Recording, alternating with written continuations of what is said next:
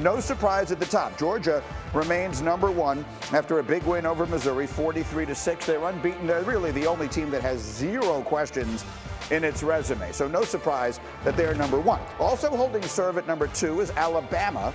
The Tide were a 4-touchdown favorite against LSU last week and barely hung on for a 6-point win. Even so, they don't move down.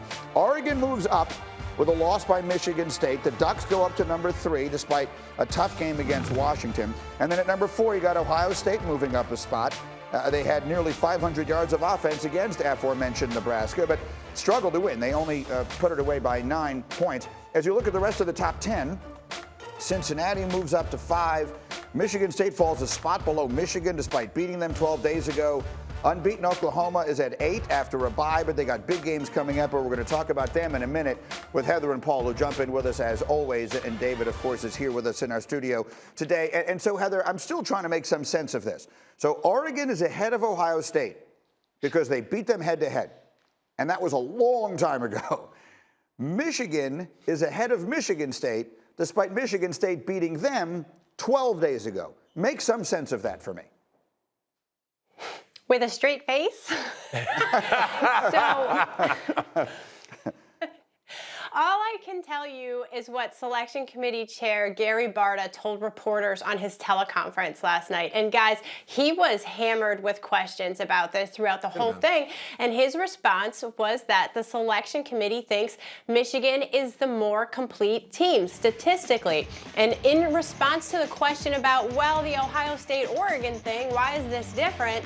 His answer was Oregon and Ohio State both won on Saturday, while Michigan State lost. He said that last week the Selection Committee had an in-depth discussion about Michigan State and Michigan, and somebody said, wait a minute, so are you saying that last week there was somebody in the room that wanted to put Michigan ahead of Michigan State? And he said, I'm not willing to go there, but I will tell you that there was conversation about those two teams, and this week they decided that Michigan was the better team.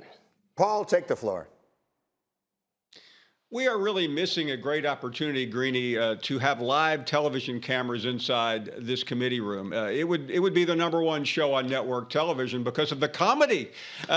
You cannot say what he did with a straight face, as Heather alluded to, and want any of us in the country to believe you guys know what you're doing. I've tried to give this committee credit, but when you come up with an inane, dysfunctional comment like he made, the committee starts to lose all credibility. And at the end of the day, it's also, if you don't like the system, here's the perfect reason not to like the system. If you can discount a game that was played a week and a half ago, something is obviously wrong. Having said that, David, you're a player and your job is to analyze this. Which is the best of those three? Because Ohio State, Michigan, Michigan State, they all have kind of equal chances right now. Which is the best team? Well, and the good thing is we're not sitting at the end of the season going, what if? The good thing is all these teams are going to play.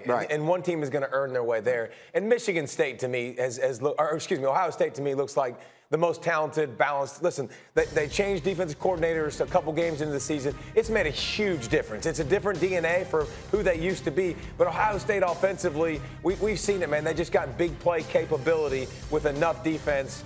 It's not as big of a margin as it used to be, by the way. We used to go Ohio State, roll that helmet out there. They're going to beat Michigan. They're going to beat Michigan State. They're not, you've seen them struggle and look human against Nebraska, look human against Penn State. So it's not by a wide gap. But Ohio State, to me, I think there's been a lot of looking human amongst the big teams in college football this year outside of Georgia, and that's kind of hard to factor into all this. Meantime, it's safe to say there were some huge games on the schedule this weekend. Let me just give you a little taste of what we have to look ahead to here. Notably in the Big Ten, one-loss Michigan is traveling to Penn State.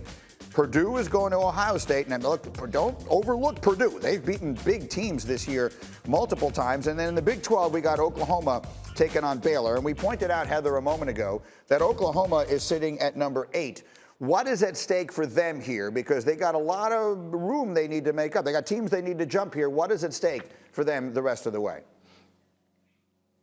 Well, they have ample opportunities to impress the selection committee over the next 3 weeks. 2 road trips starting on Saturday at Baylor against top 25 teams. And look, the selection committee is going to respect a win against an Iowa State team that's over 500. They face the Cyclones in 2 weeks. So I would be shocked if Oklahoma ran the table and didn't finish in the top 4. They can certainly jump up, and they can start that this week by dominating at Baylor. If they win big at Baylor, it wouldn't surprise me to see Oklahoma start to make their move and jump ahead of possibly Michigan or Michigan State, depending on what those teams do. Right now, Oklahoma's strength of record is actually number 2 in the country. Paul, does Oklahoma control its destiny? No question. And one other thing, in addition to those quality games, if they win those games, they still have a conference championship game. And that's the one factor that we can't understand right now. If you get to a conference championship game and win, then you are going to be ahead of those who are sitting watching that day. So as I'm sitting here looking at this, and I love breaking this stuff down, I love this sheet. They say, love the numbers. Hembo gives me this sheet, and I just look at it like crazy. Is it safe to say right now, we're looking at Georgia, we're looking at whoever comes out of that scrum in the Big Ten, we are looking at Oklahoma, and we're looking at Oregon. Those are the teams that control their destiny as of right now. Does that sound right? Yeah, and when you look at your cool little numbers right there, too, strength of record, 24 of 28 playoff teams has been in the top 4. Right. 24 of 28. So, needless to say, Oklahoma easily controls its own destiny. And then you have Ohio State, Michigan State, who are in that lump sum. Cincinnati is interesting at this point because they still, obviously with their schedule, they're still not going to move them down, I don't think. But I don't think they control their own destiny. I want to ask Heather one more quick question. What happens if Alabama beats Georgia in a close game? We already talked about Georgia beating Alabama in a close game. If Alabama beats Georgia, they're obviously in, right? So who then winds up without the chair to sit in when the music stops?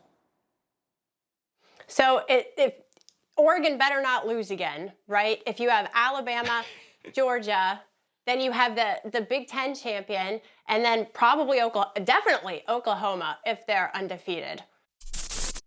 Thank you for watching ESPN on YouTube. For live streaming sports and premium content, subscribe to ESPN+.